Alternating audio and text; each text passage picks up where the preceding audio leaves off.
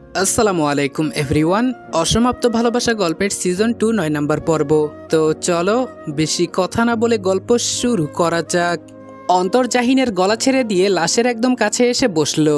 নিজের মোবাইলের flash on করে খেয়াল করে তাকিয়ে রইল লাশের মুখের দিকে। পচা গন্ধে পেট গুলিয়ে বমি আসলো। অন্যদিকে সরে এসে হরহর করে বমি করে দিল। পা বিছিয়ে বসে বলল, এটা তো তুষি না। তুষিকে কোথায় রেখেছিস? ভালোই ভালোই বলে দে জাহিন। জাহিন বলল, আমি জানি না তুষি কোথায়।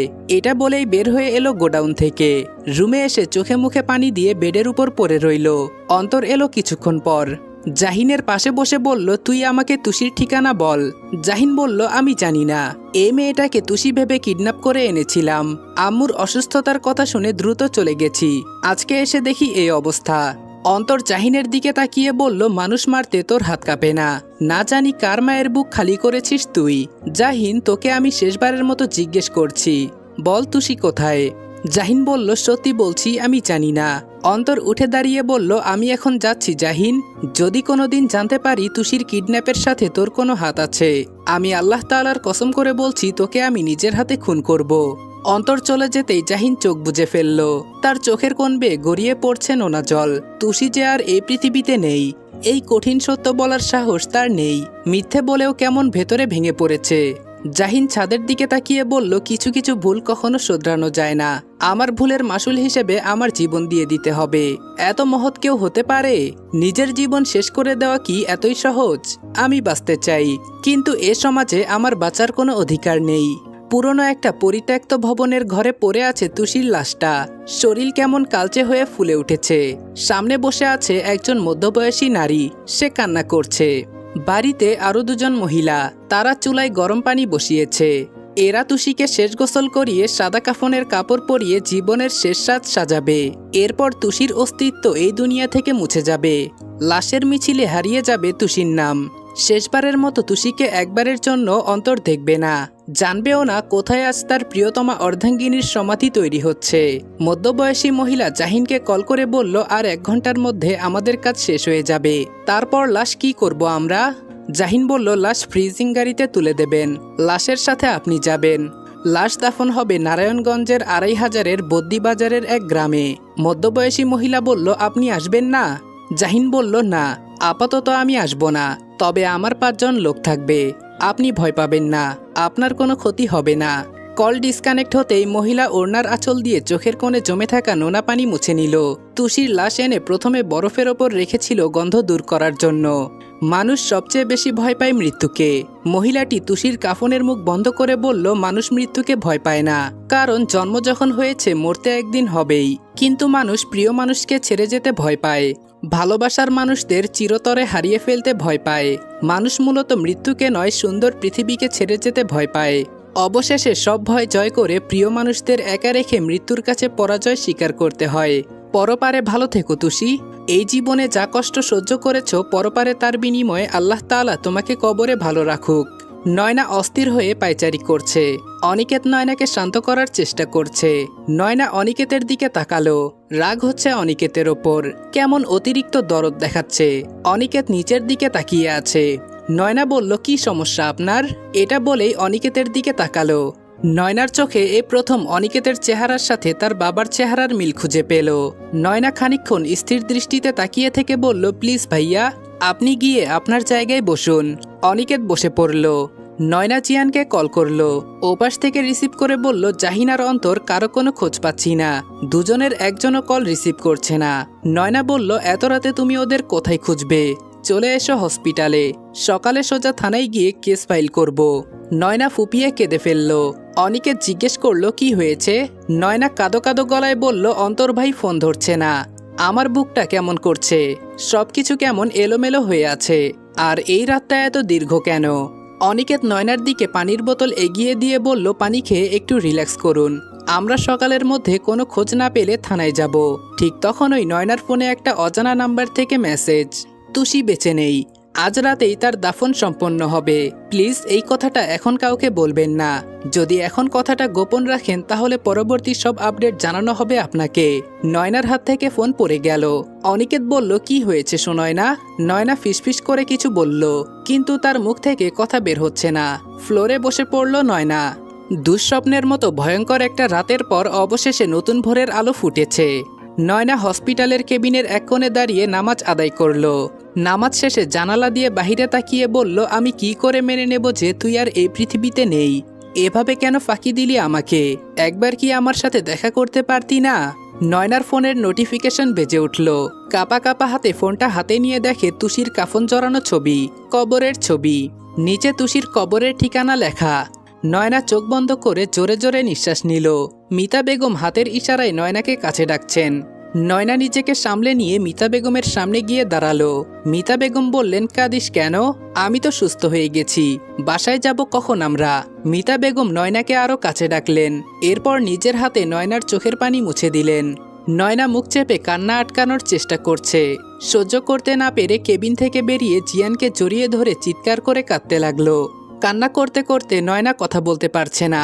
জিয়ান নয়নাকে জড়িয়ে রেখেছে। নয়নার মাথায় হাত বুলিয়ে বলল, কি হয়েছে তোমার জান? বলো আমাকে। নয়না মুখ থেকে কথা বের করতে পারল না। নিজের মোবাইলটা জিয়ানের দিকে বাড়িয়ে দিল। জিয়ান ছবিগুলো দেখে বলল, এটা কি তুষি? নয়না হ্যাঁসূচক মাথা নাড়ালো। জিয়ান নয়নাকে আরো গভীর মমতায় জড়িয়ে ধরে বলল, শান্ত হও। আম্মুকে বাসায় রেখে আমরা যাব ২৫০০। সবাই মিলে একসাথে চৌধুরী বাড়িতে এলো সকাল ৯টায়। নয়না কারো সাথে কোনো কথা বলেনি, নীরবে কেঁদেই যাচ্ছে। মিতা বেগমকে নামিয়ে দিয়ে জিয়ান আর নয়না চলে গেল। নাজিম চৌধুরী, অনিকেত, ঈশান, মেহনুর বাসায় এলো। মিতা বেগমকে বাসায় রেখে অনিকেত বলল, আন্টি আমার তো হসপিটালে ডিউটি আছে, এখন আমাকে যেতে হবে, পরে এক সময় আসবো। ডাক্তার ঈশান আর ডাক্তার অনিকেত একসাথে চৌধুরী বাড়ি থেকে বের হলো। পাশের বিল্ডিংয়ের বারান্দা থেকে দুজন মেয়ে বলল, চৌধুরী বাড়ি নাকি হ্যান্ডসাম গার্ডেন? ইয়ার এই বাসার ছেলেগুলো জাস্ট মাখন। একজন বলল, মাখন হলেও বা কি, একটাকেও তো পটাতে পারিনি। অন্য মেয়েটা বলল, বাদ দে, আমাদের পেছনে ঘুরে যত সব ফাতরা পোলাপান, এরকম একটা হ্যান্ডসাম গুড লুকিং ছেলে কি আমাদের পটাতে আসতে পারে না? আরেকজন হেসে বলল, যে দেখ এদেরকে মেয়েরা পটায়। অন্য মেয়েটা বলল, এমনভাবে বলছিস যেন মেয়েরা না ছেলেরা পটাবে। আরেকজন হেসে বলল, বাদ দে, যে পটায় পটাক, আমাদের কি? কিছু মানুষ থাকে না যারা সারা জীবন সুখের অপেক্ষায় থাকে, অতপর একদিন সুখ আসার আগেই তারা পৃথিবী ছেড়ে চলে যায়। দেখবি আমার সাথেও এমন হবে। একদিন সুখ এসে দেখবে আমি আর পৃথিবীতে নেই।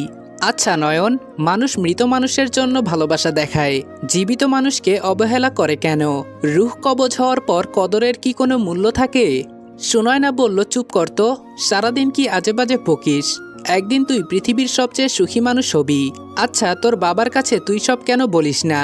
তুষি বলল, কথায় আছে না, মা মরলে বাপ হয় তালই?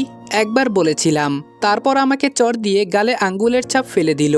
এরপর আর কখনো বলিনি। দুঃখের ভারে অনেক বেশি ওজন রে নয়না। দুঃখের ভার সইতে না পেরে মানুষ অকালে মরে যায়। পৃথিবীতে সুখের চেয়েও দুঃখ জমা রাখবে এমন মানুষ দরকার। নয়না বলল, আমি আছি তো। তুষি বলল, যতটুকু বলি ততটুকু প্রকাশ করার মতো, বাকিটুকু হৃদয়ে জমা হয়ে কুরে কুরে খাচ্ছে। নয়না বলল, কেন জমাচ্ছিস দুঃখ? চল আজকে আমার বাসায়, সব দুঃখ আমাকে বলবি। মনটা খালি করে ফেল দুঃখের গোডাউন বের করে। তুষি বলল, মানুষ অনেক কথা বলতে চায়, কিন্তু জানিস ভেতর থেকে সেই কথাগুলো কখনো শব্দ হয়ে বের হয় না। নয়না চিয়ানের কাঁধে মাথা রেখে বলে, কেন সুখ আসার আগেই তুষি চলে গেল? কেন সুখের দরজার কাছে এসে ওর আর সুখ ছুঁয়ে দেখা হলো না? কেন এমনটা হলো ওর সাথে? জিয়ান বলল, মৃত্যু হলো সবচেয়ে কঠিন সত্য, মেনে নাও সুনয়না, এভাবে ভেঙে পড়ো না। জীবনের আয়ু ফুরিয়ে গেলে আর বেঁচে থাকার কোনো উপায় থাকে না। সুনয়না বলল, আমার ভীষণ কষ্ট হচ্ছে, কি করে মেনে নেব? ওইটুকু প্রাণ আর পৃথিবীতে নেই। এইটুকু জীবনে পাহাড় সমান দুঃখ জমিয়ে চলে গেছে পরপারে। সুখ, তুমি বড্ড দেরি করে ফেললে। আমার মোবাইল থেকে ওর বাবাকে একটা কল করো, ওই লোকটার জন্যই ওর আজকে এই অবস্থা। বাবা কি শুধু শব্দ? এই শব্দের মধ্যে লুকিয়ে থাকে মমতা, দায়িত্ব, অথচ কোনোদিন নিজের মেয়ের কথা শোনেনি। কল করে বলো তার জীবন থেকে তুষি বিদায় হয়েছে, এবার আর তুষি তাকে কোনোদিন বিরক্ত করবে না। জাহানারা বেগম সোফায় বসে আছে নীলাঞ্জনার ছেলেকে কোলে নিয়ে। মাহবুব তালুকদার দ্রুত পায়ে বাসার ভেতর প্রবেশ করে বলে, জাহানারা, তুষি আর নেই। জাহানারা বেগম অবাক চোখে মাহবুব তালুকদারের দিকে তাকিয়ে থেকে বলে, নেই মানে? মাহবুব তালুকদার বললেন, তুষি আমাদের ছেড়ে সারা জীবনের জন্য চলে গেছে। জাহানারা বেগম খানিক থমকে গেলেন, তারপর নিম্নস্বরে বললেন, নিজের ছেলেকে হত্যা করার পর কোনোদিন তোমার চোখে এইটুকু মমতাও দেখিনি। আচ্ছা, নিজের সন্তানকে হত্যা করে কি করে বেঁচে আছো মাহবুব? নীলাঞ্জনা কিচেন থেকে বাবুর জন্য খিচুড়ি রান্না করে এনে বাবুকে কোলে তুলে নিয়ে চলে গেল নিজের রুমে। মাহবুব তালুকদার জাহানারা বেগমের সামনে বসে বললেন, জাহানারা, তোমার আমার বিয়ে হয়েছে এই সন্তান জন্মের 3 বছর পর। এর আগে আমরা নিজেরাই জানতাম না আমাদের ভবিষ্যৎ কি হবে। জাহানারা বেগম গর্জে উঠে বললেন, ভবিষ্যৎ জানতেন না, কিন্তু প্রেমের নাম করে দেহের সুখ মিটিয়েছেন। তার মানে আপনার ভালোবাসা ছিল টাইম পাস। ভবিষ্যৎ ভালো হলে ভালো, না হলে নাই। ঘৃণা হচ্ছে নিজের ওপর। আপনার মতো একটা মানুষের সাথে রাতের পর রাত এক বিছানায় কাটিয়েছি। আমি আপনাকে বারবার বলেছিলাম প্রেম করব না। কুকুরের মতো আমার পিছু ঘুরেছেন। আর যখন আমি বললাম আমার গর্ভে আপনার সন্তান বড় হচ্ছে, তখন কি বললেন? এই বাচ্চা নষ্ট করে ফেলো। পেটের মধ্যে ছোট একটা প্রাণ মেরে ফেললে সেটা তো আর খুন হয় না। মনোরঞ্জন করেছেন, কিন্তু সেই মনোরঞ্জনের ফসল হলো ভুল। যখন আমার শরীর গিলে খেয়েছেন তখন মনে ছিল না এসব ভুল? আজকের পর থেকে আপনার মতো মানুষের সাথে আমার কোনো রকম সম্পর্ক থাকবে না। ভবিষ্যতে কি হবে সেটা তো আপনি জানতেন না। আজকে আমি জানাচ্ছি আপনাকে, ভবিষ্যতে আমি জাহানারা বেগম আপনাকে ডিভোর্স দেব। আপনার বিরুদ্ধে আমার সন্তান হত্যার কেস ফাইল করব। লোকে জানলে আপনার নাম খারাপ হবে, বংশের নাম খারাপ হবে। এই ভয় ছিল তো আপনার। এখন সবাই জানবে আপনার কুকীর্তি। জাহানারা বেগম নিজের ঘরে গিয়ে বোরকা পরতে শুরু করলেন। মাহবুব তালুকদার বাইরে থেকে গেট লক করে চলে গেলেন। নয়না বসে আছে তুষির কবরের পাশে, নিষ্পলক দৃষ্টিতে তাকিয়ে আছে কবরের দিকে। যেন নয়নাকে তুষি ডেকে বলছে, দেখলি তো নয়ন, সুখ আসার আগেই আমার মৃত্যু চলে এলো। এই নয়ন, তুই কাঁদিস না, অত সুন্দর চোখে অশ্রু মানায় না। নয়না চিৎকার করে কেঁদে উঠল। অন্তর এসে দেরি করে পৌঁছেছে। পাগলের মতো ছুটে এসে কবরের মাটি হাত দিয়ে সরাতে লাগলো। পাগলের মতো বলতে লাগলো, এই তুষি, তুমি আমাকে ছেড়ে চলে যেতে পারো না। তুমি কথা দিয়েছিলে আমাদের সুন্দর একটা সংসার হবে, তোমাকে আমি এভাবে যেতে দেব না। কথা না রেখে তুষি চলে যেতে পারবে না। দুহাতে কবরের মাটি খামচে তুলছে আর বিড়বিড় করছে। জিয়ান অন্তরকে চেপে ধরে বলে, শান্ত হও অন্তর, মৃত মানুষ কখনো ফিরে আসতে পারে না। অন্তর ধাক্কা দিয়ে জিয়ানকে সরিয়ে দিয়ে চিৎকার করে বলে, আমার তুষি মৃত না, তুষি মরতে পারে না, ও জীবিত। আর কিছু বলার আগে অন্তর জ্ঞান হারালো। 3টা দিন ধরে খাওয়া নেই, ঘুম নেই, পাগলের মতো ছুটেছে তুষির সন্ধানে। অথচ সেই মানুষটা আর কোনোদিন তার কাছে ফিরে আসবে না। কোনোদিন বলবে না, তোমাকে আমার চেয়ে কেউ বেশি ভালোবাসতে পারবে না। আমার মতো বাসবে কে তোমায় ভালো বলো? তুষির বাবা যখন এলো তখন এখানে আর কেউ নেই। তুষির লাশও উত্তোলন করে নিয়ে গেছে ফরেনসিক তদন্তের জন্য। আশেপাশের মানুষের মুখে মুখে যতটুকু শোনার শুনেছে। মেহনুর মিতা বেগমের পাশে বসে আছে। মিতা বেগম বললেন, তোকে আমি আবার বিয়ে দেব। জাহিনকে ডিভোর্স দিয়ে দিবি তুই, ওরকম হাজবেন্ড দরকার নেই। মেহনুর মিতা বেগমকে জড়িয়ে ধরে বলে, আম্মি, এখন যে বড্ড দেরি হয়ে গেছে। আমি যে জড়িয়ে গেছি ওই খারাপ মানুষটার সাথে, এখন কিভাবে আলাদা হব বলো? এটা বলেই মিতা বেগমের হাত নিজের পেটের ওপর রাখলো। মিতা বেগম এমন খুশির সংবাদ শুনেও মুখটা যেন চুপসে গেল তার, চোখজোড়া ভিজে উঠল। ভারাক্রান্ত কণ্ঠে বলল, কেন এসে করে আটকে ফেললি নিজেকে? এই সুখের পরিণাম কি হবে? মেহনুরের চোখের কোণ গড়িয়ে অশ্রু পড়ল মিতা বেগমের কাঁধে। নিম্নস্বরে বলল, আম্মি, আমি জানি না কি হবে ভবিষ্যতে, তবে আমি শুধু চাই আমার মতো জীবন যেন আমার সন্তান না পায়। আমি তাকে পিতামাতা উভয়ের ভালোবাসায় লালন পালন করতে চাই। তুমি আমার জন্য না হলেও আমার সন্তানের জন্য জাহিনের উপর দয়া করো। আমি কথা দিচ্ছি আমি ওকে শুধরে নেব। মিতা বেগম বললেন, আমি কথা দিতে পারছি না, কারণ আমি এখনো জানি না ওর পাপের বোঝা কত ভারী। যদি নয়নার সাথে করা অন্যায় পর্যন্ত সমাপ্ত থাকে তাহলে হয়তো সম্ভব, নয়তো ওর কর্মের ফল ওকে ভোগ করতেই হবে। জিয়ান নয়নাকে জড়িয়ে ধরে শুয়ে আছে প্রাইভেট হাসপাতালের বেডে। ছোট একটা বেডে দুজন একদম একে অন্যের মধ্যে মিশে আছে। অন্তরকে এখানে ভর্তি করা হয়েছে। জিয়ান একটা ভিআইপি কেবিন বুক করেছে, কারণ 2 রাত ধরে ঠিকমতো ঘুম হচ্ছে না তাদের। রাতটা এখানেই কাটাতে হবে, তাই ঘুমের ব্যবস্থা করলো। সময়ের সাথে চলতে হলে শক্ত হতে হয়। সবাই ভেঙে পড়লে পরিস্থিতি সামলাবে কে? নয়না গভীর ঘুমে আচ্ছন্ন। জিয়ান নয়নার কপালে চুমু দিয়ে বলে, তোমার চোখের পানি আমি বৃথা যেতে দেব না বাটার মাশরুম। জাহিনকে আমি কঠিন থেকে কঠিন শাস্তি দেব। আমি তোমাকে সুখে রাখার প্রতিশ্রুতি দিয়ে দুঃখের জঞ্জালে আটকে দিয়েছি। কথা দিচ্ছি খুব শিগগিরই তোমাকে সুখের সমুদ্রে ভাসিয়ে নিয়ে যাব, যেখানে দুঃখ তোমাকে কখনো স্পর্শ করতে পারবে না। নয়নাকে আরো কিছুটা গভীরভাবে জড়িয়ে ধরে ঠোঁটে আলতো ঠোঁট ছুঁয়ে বলে, ভালোবাসি। সকাল থেকে বৃষ্টি হচ্ছে। নয়না ভার্সিটির গেটে দাঁড়িয়ে আছে। হৃদয় এসে বলল, কি রে, এখনো দাঁড়িয়ে আছিস? দ্রুত চল, আকাশের অবস্থা দেখে মনে হচ্ছে ঝড় হবে। দেখিস না রৌদ্রোজ্জ্বল শহরটা কেমন কালো মেঘে ঢেকে গেছে। নয়না বলল, তুই যা, একজন আসবে তার সাথেই যাব। হৃদয় ভ্রুকুচকে নয়নার দিকে তাকিয়ে বলল, শোনায় না, তুই রিলেশন করিস? তোর বয়ফ্রেন্ডও আছে? আমিও দাঁড়িয়ে থাকবো। তোর বয়ফ্রেন্ড দেখতে কেমন রে? নয়না বলল, বাজে বকিস না, আমার ছোট বোন আসবে গাড়ি নিয়ে, এসব প্রেম ভালোবাসায় আমি নেই। হৃদয় বলল, আই লাভ ইউ। নয়না বলল, সরি ব্রো, আপনি ভুল স্টেশনে চলে এসেছেন। হৃদয় বলল, সেম ইয়ার রিলেশনে কি প্রবলেম? নয়না বলল, আমার পছন্দ না, প্রেম হবে সিনিয়রদের সাথে, বেবির মতো ট্রিট করবে, আবার সেই বেবির হাতের ইশারায় সিনিয়র নাচবে, এমন না হলে প্রেম করে মজা আছে নাকি? হৃদয় বলল, শোন, ক্লাস ফ্রেন্ডকে ডেট করা আরও জোস, সারাক্ষণ মাখো মাখো প্রেম ভালো লাগে নাকি? সেম এজ রিলেশনে 24 ঘন্টার 21 ঘন্টায় মারকাটারি সম্পর্ক থাকে। তোর কখনো ভাবতে হবে না কোন কথা বলবে। কোনো কথা বলবো না। নয়না বলল, তুই চুপ করবি? তোর বক বক একদম অসহ্য লাগছে, সর চোখের সামনে থেকে। হৃদয় ছাতা মেলে মাথার ওপর ধরে বলল, নিষ্ঠুর রমণী, প্রেম তো দিলি না, বাসায় গিয়ে অন্তত একটা কল দিস। নয়না সেভাবেই দাঁড়িয়ে আছে। মেঘে ঢাকা শহর জুড়ে ঝিরিঝিরি বৃষ্টি, মৃদু বাতাস, কিন্তু এসব কিছুই যেন নয়নাকে আর টানে না, অনেকটা বিরক্ত লাগে। নয়না ছাউনির নিচে গিয়ে দাঁড়ালো। ততক্ষণে ঝুম বৃষ্টি নেমেছে। নয়না তাকিয়ে দেখছে ঝড়ের মতো পড়া বৃষ্টি। তাদের যেন ঝরে পড়ার কত তারা। কাঁধের ব্যাগটা টেবিলের ওপর রেখে হাত বাড়িয়ে বৃষ্টির পানি স্পর্শ করলো। চোখ বন্ধ করতেই ভেসে এলো চেনা সেই কণ্ঠস্বর, এসো হাত ধরো, চলো ভিজি আজকে বৃষ্টিতে। নয়না দ্রুত চোখ মেলে তাকালো, জোরে জোরে নিঃশ্বাস নিয়ে বলল, ঘৃণা করি আপনাকে, আপনার স্মৃতিকেও আমি ঘৃণা করি। এর মধ্যে গাড়ি এসে থামলো নয়নার সামনে। নয়না চোখ তুলে তাকালো। গাড়ির দরজা খুলে অনিকেত নয়নাকে ইশারায় গাড়িতে এসে বসার জন্য বলল। নয়না ব্যাগটা নিয়ে গাড়িতে এসে বসলো। অনিকেত বলল, মন খারাপ? নয়না বলল, না। অনিকেত বলল, চল আমরা আজকে বৃষ্টি বিলাস করি ভাই বোন মিলে। নয়না বলল, না, বাসায় ফিরতে দেরি হলে আম্মু টেনশন করবে। অনিকেত বলল, আরে কিছু হবে না, আম্মুকে বোঝানোর দায়িত্ব আমার। নয়না বলল, একটা রেস্টুরেন্টে চলো তো ভাইয়া, খিচুড়ি খাবো ঝাল ঝাল ভর্তা দিয়ে। অনিকেত বলল, তুই আর ঝাল? নয়না বলল, ইচ্ছে করছে। অনিকেত বলল, আচ্ছা চল। জিয়ানের আজকে আরব আমিরাত থেকে কানাডা আসার ফ্লাইট। রেডি হয়ে সব চেক করে নিজের সিটে এসে বসলো। সেকেন্ড অফিসার বলল, স্যার আজকে কত তারিখ? আমার মোবাইলটা ড্রয়ারে রেখে এসেছি, আবার ঘড়িটাও সাথে নেই। জিয়ান ভুলে যেতে চাইছিল আজকের তারিখ, জুলাই মাসের 11 তারিখ। আজকে জিয়ান আর নয়নার চতুর্থ বিবাহবার্ষিকী। জিয়ান চোখ বন্ধ করে বলল, 11 তারিখ। সেকেন্ড অফিসার বলল, ধন্যবাদ স্যার। জিয়ান চোখ বন্ধ করল। এয়ার ট্রাফিক কন্ট্রোল বলল, clear for take off.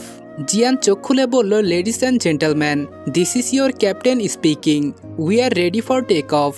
Jian throttle সামনে ঠেলে ইঞ্জিনে বেশি শক্তি দিল। বিমান গতি নিতে শুরু করলো।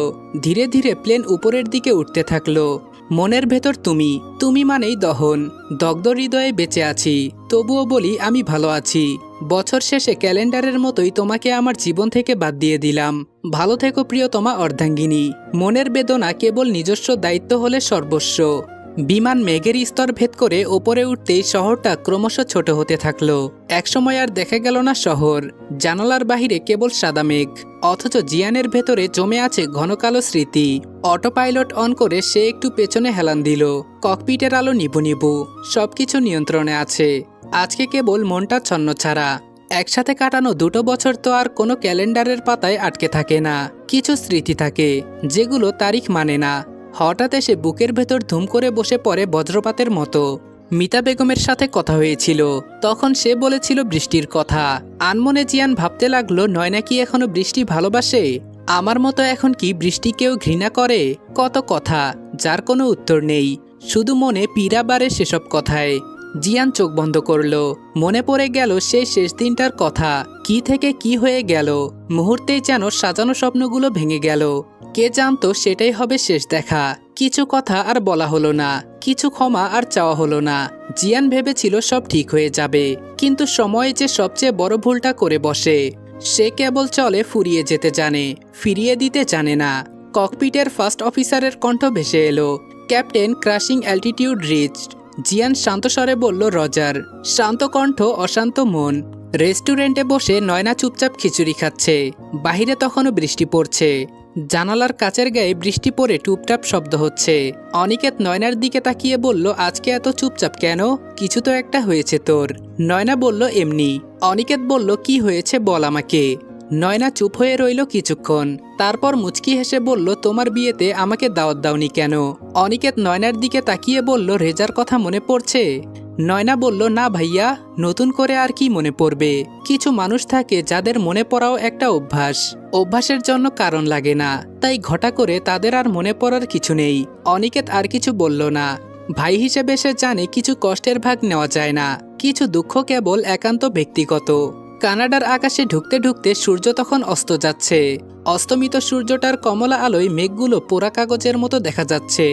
জিয়ান জানালার দিকে তাকিয়ে বলল, তোমার প্রিয় গধূলি বেলা, তুমি একদিন অস্ত যাওয়া সূর্য দেখিয়ে বলেছিলে, দেখো সূর্য ক্লান্ত হয়ে ডুবে যায়, তুমি কখনো আমাকে ভালোবেসে ক্লান্ত হবে না তো?